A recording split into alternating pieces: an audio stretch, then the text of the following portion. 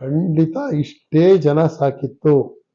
Accept ತಿವರೋಡಿ ಗ್ಯಾಂಗಿನ 4 ಜನ ಸೌಜನ್ಯಳ ತಂದೆ ತಾಯಿ ಯಾರು ಇದ್ದಾರೆ, ಚಿಕ್ಕಪ್ಪನ ಸೋದರ ಮಾವ, ಇವರುಗಳಿಂದಾಗಿ ಸೌಜನ್ಯಳ ರೇಪ್ ಮತ್ತು ಮರ್ಡರ್ ಇನ್ನೊಂದ್ಸರಿ ಆಗುತ್ತೆ.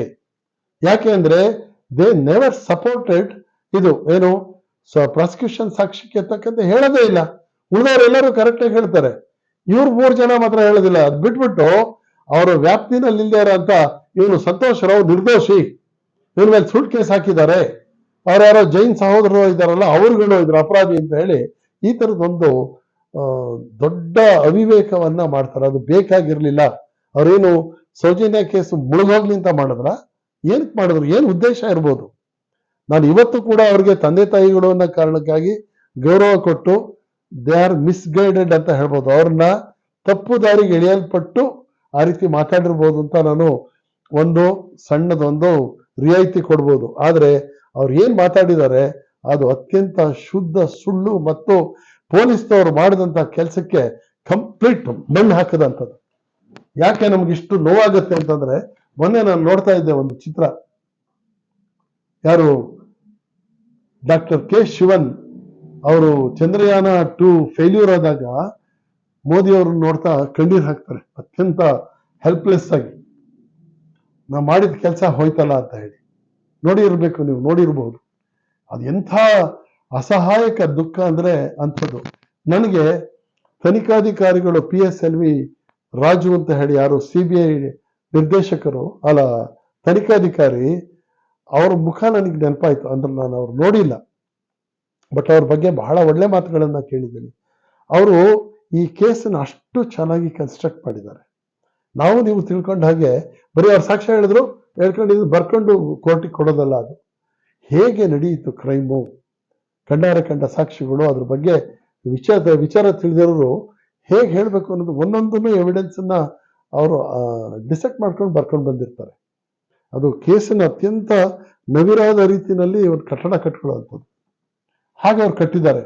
ಅವ್ರಿಗೆ ಕನ್ನಡ ಬರ್ತಾ ಇರಲ್ಲ, ಹೀಗಾಗಿ ಕನ್ನಡ ಬಲ್ಲ ಒಬ್ಬ ಕಾನ್ಸ್ಟೇಬಲ್ ದುಭಾಷೆಯನ್ನ ತಗೊಂಡು ಇವ್ರು ಏನ್ ಹೇಳಿದ್ದಾರೆ, ಯಾವ ತರ ಹೇಳಿದ್ದಾರೆ ಅಂತ ಹೇಳಿ ಅವರೆಲ್ಲರ ಹೇಳಿಕೆಯನ್ನು ಅವ್ರು ಮಾಡ್ತಾರೆ. ನಿಮ್ಗೆ ಹೇಳ್ಬೇಕು ಅಂತಂದ್ರೆ, ಉದಾಹರಣೆ ಅಂತಂದ್ರೆ ನಿಮ್ಗೆ ಪಬ್ಲಿಕ್ಕಿಗೆ ಗೊತ್ತಾಗಲ್ಲ. ನಮ್ಮಲ್ಲಿ ಅನೇಕ ತನಿಖಾಧಿಕಾರಿಗಳು ಬಹಳ ವಂಡರ್ಫುಲ್ ಅಧಿಕಾರಿಗಳ ಕೈ ಕೆಳಗಡೆ ನಾನು ಕೆಲಸ ಮಾಡಿದ್ದೀನಿ.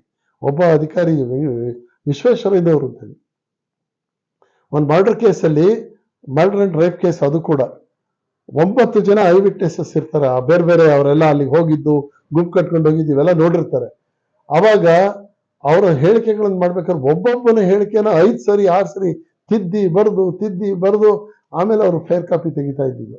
ಯಾಕೆ ಸರ್ ಹೀಗೆ ಮಾಡ್ತಿರೋದು ಅಂದ್ರೆ, ಆ ಕೃತ್ಯ ನೋಡಿರೋನೊಬ್ಬ ಲಾರಿ ಡ್ರೈವರು, ಇನ್ನೊಬ್ಬ ಯಾರೋ ಆಟೋ ಚಾಲಕ, ಮತ್ತೊಬ್ಬ ಇನ್ಯಾರೋ ಒಬ್ಬೊಬ್ಬ ಒಂದೊಂದು ಭಾಷೆನಲ್ಲಿ ಅವನದೇ ಆದಂತ ಲ್ಯಾಂಗ್ವೇಜ್ ಅಲ್ಲಿ ಮಾತಾಡ್ತಾನೆ. ಅವನ ಸ್ಟೈಲಲ್ಲೇ ನಾನು ಹೇಳಿಕೆ ಮಾಡಬೇಕು. ಮತ್ತೆ ಆ ಕೃತ್ಯನ ಪಾರ್ಟ್ ಬೈ ಪಾರ್ಟ್ ನೋಡಿರ್ತಾರೆ ಹೊರತು ಎಲ್ಲಾನು ಪೂರ್ತಿ ನೋಡಿರೋದಿಲ್ಲ. ಮುಖಿಕಾಮಕ್ಕಿ ಸ್ಟೀರಿಯೋ ಟೈಪ್ ಅಲ್ಲಿ ಮಾತಾಡಕ್ಕಾಗಲ್ಲ. ಹಂಗೆ ಕಷ್ಟ ತಗೊಂಡು ಕಷ್ಟ ಬಿದ್ದು ಅವ್ರವ್ರ ಹೇಳಿಕೆಗಳನ್ನು ಮಾಡಿ ಒಂದು ತನಿಖೆಯ ಕಟ್ಟಡ ಕಟ್ಟಿದ್ದಕ್ಕೆ ಕನ್ವಿಕ್ಷನ್ ಆಯ್ತದು. ಇಂಥ ಕೇಸ್ಗಳು ತುಂಬಾ ಆಗಿದೆ. ಅಷ್ಟು ಶ್ರಮ ಬಿದ್ದಿರ್ತಾರೆ ನೋಡಿ. ಈ ಸೌಜನ್ಯ ಕೇಸಲ್ಲಿ ನನಗೆ ದುಃಖ ಆಗೋದು ಯಾತಕ್ಕೆ ಶಿವನ್ ಅವರ ಉದಾಹರಣೆ ಕೊಟ್ಟೆ ಅಂತಂದ್ರೆ, ಸುಮಾರು 10 ವರ್ಷಗಳ ಅವಧಿಯಲ್ಲಿ ಸುಮಾರು 800ಕ್ಕೂ ಹೆಚ್ಚು ಜನ ಪೊಲೀಸ್ ಅಧಿಕಾರಿಗಳು, ಫಾರೆನ್ಸಿಕ್ ಸೈನ್ಸ್ ತಜ್ಞರು, ಪೊಲೀಸ್ನವರು, ಪೊಲೀಸ್ ಅಧಿಕಾರಿಗಳು, ಪ್ರಾಸಿಕ್ಯೂಷನ್ ಅವರು, ಎಷ್ಟು ಜನ ಗವರ್ಮೆಂಟ್ ಮಿಷನರಿ ಕೆಲಸ ಮಾಡಿದೆ. ಅವರ ಶ್ರಮಕ್ಕೆ ಏನು ಬೆಲೆ ಇಲ್ವಾಗಿದ್ರೆ, ಈ ಕೇಸನ್ನ ಒಂದು ಸುಸಂಗತವಾದ ರೀತಿಯಲ್ಲಿ ಎಸ್ಟಾಬ್ಲಿಷ್ ಮಾಡೋಕ್ಕೆ ಅವರೆಲ್ಲ ಅದನ್ನು ಕಲೆಕ್ಟ್ ಮಾಡಿರ್ತಾರೆ. ಇಷ್ಟು ಮ್ಯಾನ್ಯುಯಲ್ ಲೇಬರು ಲಾಸ್ ಆಗಿದೆ. ಯಾರಿಂದಾಗಿರಿದ್ದು? ಒಂದು ನಾರ್ಮಲ್ ಕೇಸಲ್ಲಿ ನ್ಯಾಚುರಲ್ ಆಗಿ ಆ ಕೇಸಲ್ಲಿ ಕನ್ವಿಕ್ಷನ್ ಆಗ್ತಾ ಇತ್ತು. ಪರ್ಟಿಕ್ಯುಲರ್ಲಿ ರೇಪ್ ಕೇಸಲ್ಲಿ ಇವತ್ತು ಎಲ್ಲ ಕೋರ್ಟ್ಗಳು ಬಹಳ ಸೆನ್ಸಿಟಿವ್ ಆಗಿದ್ದಾವೆ. ಅವ್ರಿಗೆ ಸ್ವಲ್ಪ ಎವಿಡೆನ್ಸ್ ಸಿಕ್ಕಿದ್ರೆ ಸಾಕು, ಠಕ್ ಅಂತ ಹೇಳಿ ಪನಿಷ್ಮೆಂಟ್ ಕೊಡುತ್ತೆ. ನಾನು ಈಗಾಗಲೇ ಹೇಳಿದಾಗೆ ನಾನಾ ಕಾರಣಗಳಿಗಾಗಿ ಜಡ್ಜ್ ಅವನ್ನ ಇವರು ತೋರಿಸಿದಂತ ಸಾಕ್ಷಿಗಳನ್ನ ಅವ್ರು ಮಾನ್ಯ ಮಾಡಿಲ್ಲ. ದಟ್ ಡಸಂಟ್ ಮೀನ್ ಇವನು ಅಪರಾಧ ಮಾಡಿಲ್ಲ ಅಂತ ಅಲ್ಲ. ಅವನಿಗೆ ಕನೆಕ್ಟ್ ಮಾಡೋದ್ರಲ್ಲಿ ಅಲ್ಲಿ ಸೂಕ್ತವಾದ ಸಾಕ್ಷ್ಯ ಸಿಕ್ಕಿಲ್ಲ ಅಷ್ಟೇನೆ. ಬಟ್ ಅವ್ನು ಮಾಡಿದ್ದ ಇಲ್ಲ ಅನ್ನೋದಕ್ಕೆ ಬರೀ ಎವಿಡೆನ್ಸ್ ಇನ್ನೇನು ಬೇಕಾಗಿಲ್ಲ. ಅವನ ಮೈ ಮೇಲೆ ಬರೀ ಪರ್ಚಿದ ಗಾಯ ಇತ್ತು ಅಂದಿದ್ರೆ ಆಗ್ತಿರ್ಲಿಲ್ಲ. ಪರಚಿದ ಗಾಯ ಎಲ್ಲಿ ಸಿಕ್ಕಿದ್ದು ನಿಮ್ಗೆ? ಅವನ ತೊಡೆಗಳ ಸಂಧಿ ಮತ್ತು ಮರ್ಮಾಂಗದ ಮೇಲೆ. ಮರ್ಮಾಂಗದಕ್ಕೂ ಏಟಾಗಿದೆ. ಅದನ್ನ ಅವರು ನೋಟಿಸೇ ಮಾಡಿ ಮಾತಾಡೋದಿಲ್ಲ. ವರದಿ ಕೊಟ್ಟಿದ್ದಾರೆ ಡಾಕ್ಟರ್ ಮಹಾಬಲ್ ಶೆಟ್ರು, ಎನ್ಕ್ವೈರಿ ಮಾಡಿದ್ದು. ಹೀಗೆ ಒಂದೊಂದೇ ನೋಡ್ತಾ ಇದ್ದಾಗೆ ಎಷ್ಟು ಅನ್ಯಾಯ ಆಗಿ ಹೋಗಿದೆ. ಯಾಕಾಗಿ ಇಷ್ಟು ಮಾಡ್ತಾ ಇದ್ದಾರೆ? ಮಾಡಿದ ಕೇಸನ್ನ ಹೀಗೆ ನೀಗ ಅಂತ ಅಗತ್ಯ ಏನಿತ್ತು? ಯಾರಿಗೆ ಇದರಲ್ಲಿ ಆಸಕ್ತಿ ಇದೆ? ಯಾರೋ ಒಬ್ಬನ ಬಚಾವ್ ಮಾಡೋದೇ ಅವ್ರ ಉದ್ದೇಶ ಆಗಿದೆ. ಒಬ್ಬ ನಿಜವಾದ ಅಪರಾಧಿನ ಮಾಡಕ್ಕೆ ಏನಕ್ಕೆ ತಪ್ಪಿಸ್ಕೊಳಕ್ ಮಾಡಿದ್ರು? ಅವನು ನಿರಪರಾಧಿ ಅಂತ ಅಲ್ಲ. ಇಲ್ಲ, ಅವ್ರಿಗೆ ಇನ್ನು 4-5 ಜನದ ಮೇಲೆ ಆ ಆಪಾದನೆ ಹಾಕ್ಬೇಕಿತ್ತು. ನಾವೇ ಆಗ್ಲಿ ನೀವೇ ಆಗ್ಲಿ ಒಂದನ್ನ ನಾವು ಯೋಚನೆ ಮಾಡ್ತಾ ಇರ್ತೀವಿ. ಇವನು ಯಾಕೆ ಇವನು ಸಮಾಜ ಸೇವೆ ಮಾಡ್ತಾ ಇದ್ದಾನೆ, ಇವನು ಯಾಕೆ ಇದನ್ನ ಬಂದಿದ್ದಾನೆ, ಹೋರಾಟ ಮಾಡ್ತಾ ಇದ್ದಾನೆ. ಆ ಹೋರಾಟಕ್ಕೆ ಒಂದು ಇದಿರುತ್ತೆ.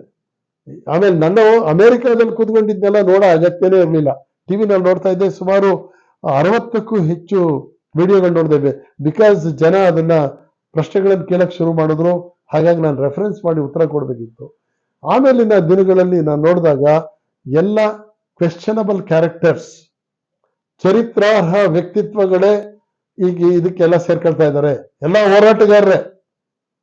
ಇನ್ನೊಬ್ಬ ಮಾಜಿ ರೌಡಿ, ಮಾಫಿಯಾ ಮಾಡ್ತಾ ಇದ್ದಂಥವನು, ಅವನು ಕೂಡ ಇದ್ರಲ್ಲಿ ಮಾತಾಡ್ತಾನೆ. ಮತ್ತೊಬ್ಬ ನಾನು ಯಾವುದೋ ಮಹಿಳಾ ಇದನ್ ಮಾಡ್ತೀನಿ ಅಂತ ಹೇಳಂತ ವ್ಯಕ್ತಿ, ಅವನು ಬೇರೆ ಕುಣಿತಾನೆ.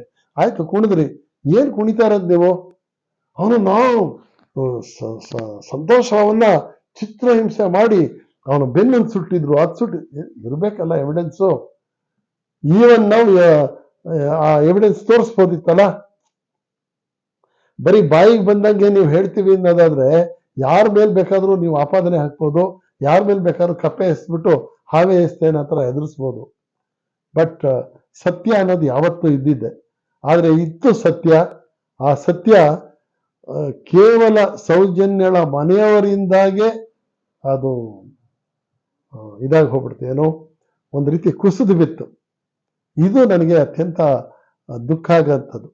ಯಾರು ಹಾಲ ಉಡೋ ಶಿಶುವನ್ನೇ ತಾಯಿನೇ ಕೊಂದಂಗಾಯ್ತಲ್ಲ ಅಂತಾರಲ್ಲ, ಆ ರೀತಿ ಆದ್ದು. ಅವ್ರಿಗೇನು ಬುದ್ಧಿ ಇದ್ದು ಹೇಳಿದ್ರ, ಇಲ್ದಲೇ ಹೇಳಿದ್ರ? ಯಾರ ಮಾತನ್ನು ಕೇಳ್ಕೊಂಡು ಹೀಗೆ ಒಂದು ಪ್ರಮಾದಯುಕ್ತವಾದಂತಹ ಮಾತುಗಳನ್ನ ಆಡಿದ್ರು? ಅದು ಬೇಕಾಗೇ ಇಲ್ಲ. ನೋಡಿ, ಇನ್ನೊಂದೇನಾಗುತ್ತೆ, ಇದ್ರಲ್ಲಿ ನಾನು ಮರ್ತ್ಬಿಟ್ಟೆ.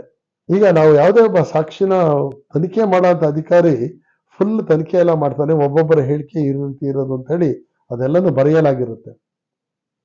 ನನ್ನ ವಿಚಾರಣೆ 5ನೇ ತಾರೀಕು ಇದೆ ಅಂತಂದ್ರೆ 1ನೇ ತಾರೀಕು 2ನೇ ತಾರೀಕು ನಾವು ಪೊಲೀಸ್ನವ್ರು ಬಂದು ಸಮನ್ ಮಾಡ್ತಾರೆ.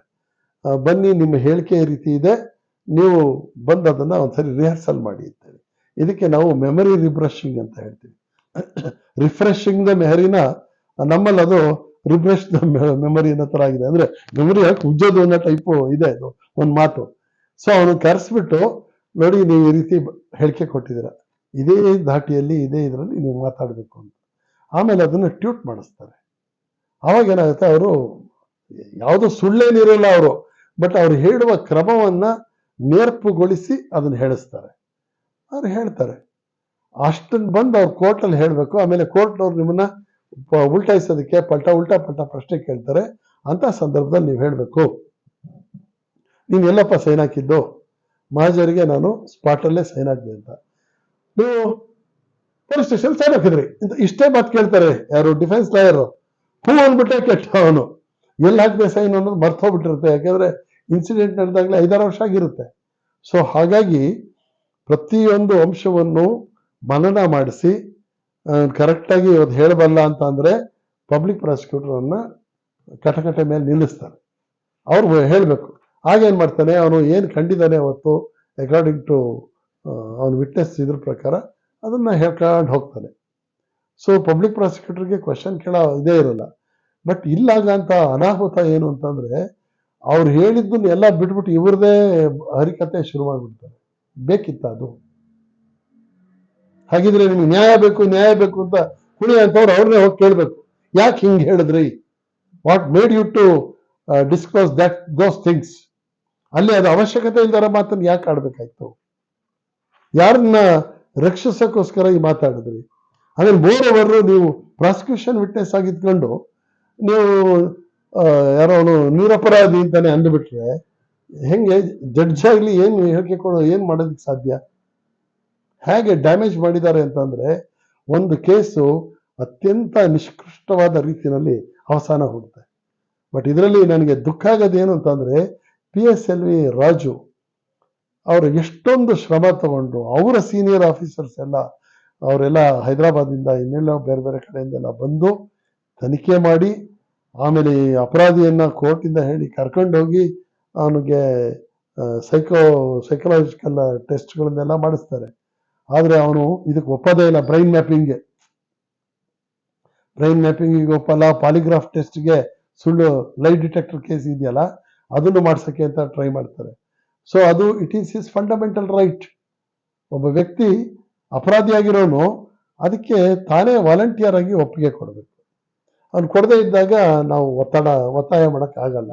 ಅಂದ್ರೆ ಅವನಿಗೆ ಚೆನ್ನಾಗಿ ಗೊತ್ತಿತ್ತು ನಾನು ಪಾಲಿಗ್ರಾಫ್ಸ್ ಇದರಲ್ಲಿ ಟೆಸ್ಟ್ ಅಲ್ಲಿ ಹೇಳಿದ್ರೆ ಸಿಗಾಕೊಂಡ್ಬಿಡ್ತೀನಿ. ಬೇರೆ ಯಾವ ರೀತಿನಲ್ಲ ಯಂತ್ರಗಳೇ ಸಾಕ್ಷ್ಯ ಹೇಳ್ಬಿಡ್ತಾವ ಕ್ಲೀನ್ ಆಗಿ. ಇವನು ಇಂತಿಂತ ಪ್ರಶ್ನೆಗಳನ್ನು ಕೇಳಿದಾಗ ಗ್ರಾಫ್ ಈ ರೀತಿ ತೋರಿಸ್ತಾ ಇದೆ ಅಂತ ಹೇಳಿ ಬಂದ್ಬಿಡುತ್ತೆ result. That's why he didn't say. ಇವ್ರಿಗೆ ನಿಜವಾಗಿ ಸೌಜನ್ಯಗೆ ನ್ಯಾಯ ಸಿಗಕ್ಕೆ ಸಾಧ್ಯ ಇಲ್ಲ, ಯಾಕಂದ್ರೆ ಅವನು ಇನ್ನೊಂದ್ಸರಿ ಪ್ರಾಸಿಕ್ಯೂಟ್ ಮಾಡಕ್ ಆಗಲ್ಲ. ಆದ್ರೆ ನನ್ನ ರಿಕ್ವೆಸ್ಟ್ ಏನು ಅಂದ್ರೆ ಪೊಲೀಸ್ನವರಾಗ್ಲಿ ಅಥವಾ ಜನಗಳೇ ಆಗ್ಲಿ ಇವನು ಹಳೆ ಕೇಸ್ಗಳಲ್ಲಿ ಇನ್ವಾಲ್ವ್ ಆಗಿದಾನ. ಯಾಕೆ ಅಂತಂದ್ರೆ ಅವನು ಅಲ್ಲೆಲ್ಲ ಕೆಲ್ಸಕ್ಕೆ ಸೇರಿರ್ತಾನೆ ಹೋಟ್ಲಲ್ಲಿ, ಅಲ್ಲಿ ರವಿಯನ್ನ ಹೆಸರಲ್ಲಿ ಹೋಗಿ ಸೇರ್ಕೊಂಡಿದ್ದಾನೆ. ಯಾಕೆ ಬೇಕಿತ್ತು? ಏನನ್ನ ಮರೆಮಾಚುವ ಉದ್ದೇಶ ಅವನಿಗಿದೆ? ಈಸ್ ಎ ಕ್ಲೀನ್ ಮ್ಯಾನ್ ಅಲ್ಲ ಸ್ವಾಮಿ. ನಮ್ಗೆ ಅವನು ಯಾವನ್ನ ಪೇಪರಲ್ಲಿ ನೋಡಿರೋದ್ ಬಿಟ್ರೆ ಚಿತ್ರನ ಅವನು ಯಾರು ಅಂತಾನೆ ಗೊತ್ತಿಲ್ಲ. ಹೆಂಗ್ ನೀವು ಬಿಲೀವ್ ಮಾಡ್ತೀರಾ? ಕಾರ್ಕಳದಿಂದ ಅವನು ಯಾಕೆ ಓಡೋಗ್ತಾನೆ? ಯಾಕೆ ಅವನು ಅಲಮಾರಿಯಾಗಿ ತಿರುಗ್ತಾ ಇದ್ದ? ಇವ್ರು ಹೇಳ್ತಾರೆ ಅವನು ಆಧ್ಯಾತ್ಮಿಕವಾದ ಚಿಂತಕ ಅಂತ ಹೇಳಿ. ಏನೇನೋ ಕಥೆಗಳಿದಾವೆ, ಅದನ್ನ ವೆರಿಫೈ ಮಾಡ್ಲಿ. ಫಸ್ಟು ತಿಮರೋಡಿ ಗ್ಯಾಂಗ್ ಅದನ್ನ ಮಾಡ್ಲಿ.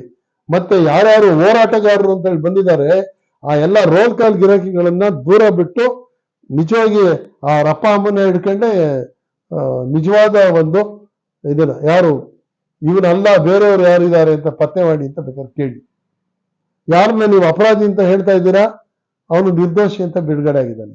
ನೀವ್ಯಾರು ಅಪರಾಧಿ ಅಂತ ಹೇಳಿ 4-5 ಜನರನ್ನ ತೋರಿಸ್ತಾ ಇದ್ದೀರಾ ಅವರು ಕೂಡ ಇದರಲ್ಲಿ ಏನು ಪಾತ್ರ ಇಲ್ಲ ಅಂತ ಹೇಳಿ ಸೈಂಟಿಫಿಕ್ ಆಗಿ ಗೊತ್ತಾಗಿದೆ. ಇನ್ಯಾರು ಬೇಕೋ? ಇನ್ಯಾರೋ ಒಬ್ಬ ಇರ್ಬೇಕಲ್ಲ ನಿಮ್ಮ ಅನುಮಾನದ ಪ್ರಕಾರ. ಆ ಅನುಮಾನಕ್ಕೆ ಬೇಸಿಸ್ ಇರೋಂಥದ್ದು ನೀವೇ ಹೇಳ್ಬೇಕು ಇವನ ಇನ್ವಾಲ್ವ್ಮೆಂಟ್ ಇದೆ. ಯಾಕಂದ್ರೆ ಲೋಕಲ್ ನಲ್ಲಿ ಇರೋಂಥವ್ರಿಗೆ ಹೀಗೆಲ್ಲ ಮಾತು ಕೇಳಿರ್ತಾರಲ್ಲ, ಇದ್ರೆ please bring the fresh evidence.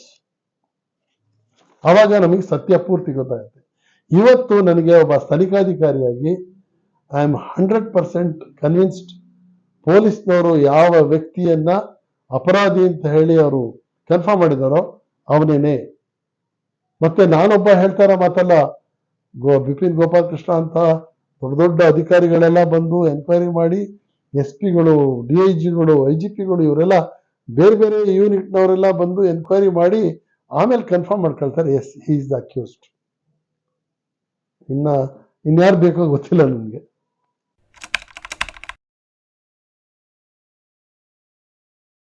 ಈಗಾಗಲೇ ಲಾಜಿಕಲ್ ಎಂಡಿಂಗ್ ತಂದಿದ್ದಾರೆ, ಆದ್ರೆ ಕೆಲವು ಅತೃಪ್ತ ಆತ್ಮಗಳು ಅದನ್ನು ಒಪ್ತಾ ಇಲ್ಲ.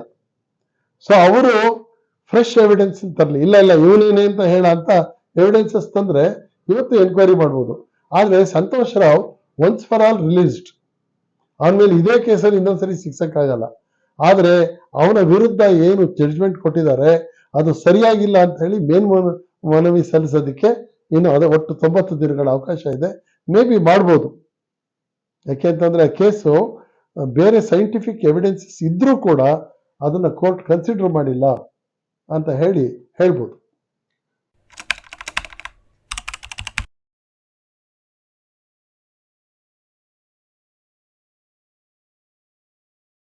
ಸರ್ ನನಗೆ ಅವನ್ನೆಲ್ಲ ಮಾತಾಡಬಾರ್ದು, ಆದ್ರೆ ಒಬ್ಬ ಇಂಡಿವಿಜುವಲ್ ಆಗಿ ಒಬ್ಬ ಮತದಾರ ಪ್ರಜೆಯಾಗಿ ಹೇಳಂತ ಒಂದು ಮಾತಿದೆ. ಯಾಕೆಂದ್ರೆ ಯಾವುದೇ ನನ್ನ ಲೋಕಾನುಭವ ಮತ್ತು ಪೊಲೀಸ್ ಇಲಾಖೆಯ ಅನುಭವದಲ್ಲಿ ಇಂಥ ಯಾವುದೇ ಹೋರಾಟಗಳು ನಡೆದಾಗ ಏನು ಉದ್ದೇಶ, ಯಾಕೆ ಇದನ್ನು ಬೆಳೆಸ್ತಾ ಇದ್ದಾರೆ ಅಂತ ಒಂದು ಪ್ರಶ್ನೆ ನನ್ನಂತೆಯೇ ಸಾವಿರಾರು ಜನಕ್ಕೂ ಬಂದಿರುತ್ತೆ. ಯಾಕೆ ಪೊಲೀಸ್ನವ್ರು ಮಾಡಿದ್ದಾರೆ, ನೀವು ಹೇಳಿದಾಗೆ CBI ಕೊಟ್ಟರು, CID ತನಿಖೆ ಮಾಡಿತು, ಆದರೂ ನೀವು ಬಿಡ್ತಾ ಇಲ್ಲ. ಆಮೇಲೆ ಅವರು ಕ್ಲೀನ್ ಚಿಟ್ಟೇ ಕೊಡ್ತಾರೆ. ಕ್ಲೀನ್ ಚಿಟ್ ಅನ್ನೋ ಮಾತು ಸರಿಯಾದ ಪದ, ಅದು 2013ರಲ್ಲೇ ಕೊಡ್ತಾರೆ. CID ಅವರು ಎನ್ಕ್ವೈರಿ ಮಾಡಿ ಈ 4-5 ಜನ ಜೈನ್ ಯುವಕರು ಯಾರಿದ್ದಾರೆ ಅವರು ಇದಕ್ಕೆ ಲಿಂಕ್ ಇಲ್ಲ ಅಂತ ಹೇಳ್ತಾರೆ. ಪುನಃ ನೀವು ಅದನ್ನೇ ಹೇಳ್ತಾ ಹೋಗ್ತೀರಾ. ಯಾವ ಉದ್ದೇಶ ಇರ್ಬೋದು? ಅವರು ನೋಡಿ, ಯೂಶಲಿ ಒಂದು ಪ್ರೈಸ್ ಮನಿ, ಕಿಂಗ್ ಮನಿ, ಯಾವುದೋ ಒಂದು ದುರುದ್ದೇಶ ಒಂದಿರುತ್ತೆ. ನನಗೆ ಕಾಣುವಂತಹ ದುರುದ್ದೇಶ ಇದು ತಪ್ಪಿರಬಹುದು, ನಾ ಸರಿ ಅಂತ ಹೇಳಲಾರೆ ನಾನು. ಆದ್ರೆ ಒಬ್ಬ ಬಲಿಷ್ಠನ್ನ ಬೇಕು ಅಂತ ಕೆದಕಕ್ಕೆ ಹೋಗ್ಬೋದು. ಆಮೇಲೆ ಅಲ್ಲಿ ಇಲ್ಲಿ ಅವರೇ ಮಾತಾಡೋ ಅಂತ ಹೋರಾಟಗಾರರ ಮಾತುಗಳಲ್ಲೇ ಬರೋ ಹಾಗೆ ಧರ್ಮಾಧಿಕಾರಿಗಳು ಬಡವರ ಜಮೀನುಗಳನ್ನೆಲ್ಲ ಕಿತ್ಕೊಂಡ್ಬಿಟ್ಟಿದ್ದಾರೆ ಅನ್ನುವಂತಹ ಡಿಸ್ಪ್ಯೂಟ್ ಇರ್ಬೋದು. ಅಥವಾ ಧರ್ಮಾಧಿಕಾರಿಯನ್ನೇ ಅವರ ಆಡಳಿತದಿಂದ ಅಥವಾ ಅವರ ವಂಶಿಕರ ಆಡಳಿತದಿಂದ ಸ್ಥಳಾಂತರ ಮಾಡಿಸ್ಬೇಕು ಅನ್ನುವ ಹುನ್ನಾರನೂ ಇರ್ಬೋದು. ಯಾಕೆಂದ್ರೆ ಈ ಕ್ರಿಮಿನಲ್ ಆಕ್ಟ್ಸ್ ಅಲ್ಲಿ ಇಷ್ಟೊಂದೆಲ್ಲ ಖರ್ಚು ಮಾಡಿಕೊಂಡು ಯಾವನೋ ಒಬ್ಬನ ಪರವಾಗಿ ಅವ್ರು ಹೋರಾಡ್ತಾ ಇದ್ದಾರೆ ಅಂತಂದ್ರೆ ಏನೋ ರೀಸನ್ ಇರ್ಬೇಕಲ್ಲ. ಆಮೇಲೆ ಸೇರಿಸ್ಕೊಳ್ತಾ ಇರೋ ವ್ಯಕ್ತಿಗಳು ಯಾರು? ಎಲ್ಲ ನೋಟೆಡ್ ಕ್ರಿಮಿನಲ್ ಗ್ಯಾಂಗ್ಸ್ ಇವರು ತಗೊಂಡು ಅದಕ್ಕೆ ಸಪೋರ್ಟಿಂಗ್ ಆಗಿ ಬಳಸ್ಕೊಳ್ತಾ ಇದ್ದಾರೆ ಅಂತಂದ್ರೆ ಇವರ ಉದ್ದೇಶ ಬೇರೆ ಇದೆ. ಆದರೆ ಇವರ ಮಾತುಗಳನ್ನು ನಂಬಿ ಅನೇಕ ಮುಗ್ಧರು ಅವ್ರು ಹೇಳ್ತಾ ಇರೋದೇ ನಿಜ ಅಂತ ಅನ್ಕೊಂಡ್ರವ್ರು ಇದ್ದಾರೆ. ಅವರ ಮನಸ್ಸಿಗೆ ನಾಟುವಂತಹ ಸತ್ಯದ ವಿಚಾರ ಹೇಳಕ್ಕೋಸ್ಕರ ನಾನು ಇದರಲ್ಲಿ ಮಾತಾಡ್ತಾ ಇದ್ದೀನಿ. And I don't have any other ಇದು, ನನಗೆ ಇದ್ರ ಜೊತೆ ಯಾವ ಲಿಂಕು ಇಲ್ಲ, ಬೇಕಾಗೂ ಇಲ್ಲ ನನಗೆ. ಆದ್ರೆ ಒಂದು ಗ್ಯಾಂಗ್ ನಡೀತಾ ಇದೆ. ಆಮೇಲೆ 2-3 ಸರಿ ಹೇಳ್ತಾರೆ ನನ್ನನ್ನ ಶೂಟ್ ಮಾಡಿ ಎನ್ಕೌಂಟರ್ ಮಾಡ್ಬೇಕು ಅಂತಿದ್ರು ಅಂತ. ತಿಮ್ರೋಡಿ ನಾನು ಒಬ್ಬನು ಹೇಳ್ತಾನೆ, ಅವನು ಯಾರೋ ಇನ್ನೊಬ್ಬ XMLA ಯಾಕ್ರಿ ಎನ್ಕೌಂಟರ್ ಮಾಡ್ತಾರೆ ಪೊಲೀಸ್ನವರು? ಹುಚ್ಚ? ಎನ್ಕೌಂಟರ್ ಮಾಡಿದ ತಕ್ಷಣ ಇವರೇನು ಆರ್ಡಿನರಿ ಪೀಪಲ್ ಗೊತ್ತಾಗಲ್ಲ ಪೊಲೀಸ್ನವ್ರು ಮಾಡಿದ್ದಾರೆ ಅಂತ ಹೇಳಿ ಎಲ್ಲ ಜೈಲಿಗೆ ಹೋಗ್ತಾರೆ. ಇಂಥವೇ ಮಾತಾಡೋದು. ಇವರ ಯಾವ ಮಾತಿನಲ್ಲೂ ಒಂದು ತೂಕ ಆಗ್ಲಿ, ಒಂದು ಜವಾಬ್ದಾರಿಕೆ ಆಗ್ಲಿ, ಅಥವಾ ಒಂದು ಆನ್ಸರಬಿಲಿಟಿ ಅಂದ್ರೆ ಉತ್ತರದಾಯಿತ್ವ ಅನ್ನೋದು ಇರುತ್ತೆ ನೋಡಿ. ಈಗ ನಾನು ಏನ್ ಮಾತಾಡಿದ್ದೀನಿ ಇದಕ್ಕೆ ನಾನು ಉತ್ತರದಾಯಿತ್ವ ನಾನು ಹೇಳಬಲ್ಲೆ. ನಾನು ಐ ಕ್ಯಾನ್ ಸ್ವೇರ್, ನಾನು ಈಗ ಏನ್ ಮಾತಾಡಿದ್ದೀನಿ ಇದಕ್ಕೆ ನಾನು ಉತ್ತರ ಕೊಡಬಲ್ಲೆ. ಆ ಥರದ್ದು ಒಂದು ಉತ್ತರ ಕೊಡಂಗಿರ್ಬೇಕು. ಹೀಗಾಗಿ ಅದನ್ನ ಒಪ್ಪಕ್ಕಾಗಲ್ಲ. ಒಟ್ಟಾರೆ ಈ ಕ್ರಿಮಿನಲ್ ಗ್ಯಾಂಗಿಗೆ ಒಂದು ದೊಡ್ಡ ಉದ್ದೇಶ ಇದೆ. ಅದು ಧರ್ಮಾಧಿಕಾರಿಯವರ ಸ್ಥಾನಕ್ಕೆ ಒಂದು ಕೊಡ್ಲಿ ಪೆಟ್ಟು ಹಾಕಕ್ಕೋಸ್ಕರ ಇಷ್ಟೆಲ್ಲ ಅಪಪ್ರಚಾರಗಳನ್ನ ಮಾಡ್ತಾ ಬಂದಿದ್ದಾರೆ. ಅಪಪ್ರಚಾರದ ಮೊದಲ ರೋಲ್ ನೆಗೆದು ಬಿದ್ದಿದೆ. ಈಗ ಹೊಸದೇನಾದ್ರು ಶುರು ಮಾಡ್ಬೋದು, ಐ ಡೋಂಟ್ ನೋ.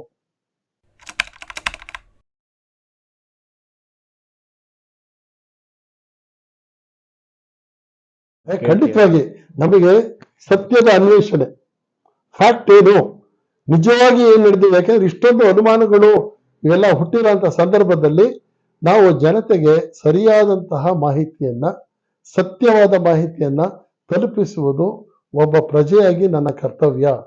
ಇಲ್ಲಿ ಯಾವ ವ್ಯಕ್ತಿಗಳ ಬಗ್ಗೆನೂ ನನಗೇನು ಪ್ರೇಮನೂ ಇಲ್ಲ, ದ್ವೇಷ ಮೊದಲೇ ಇಲ್ಲ.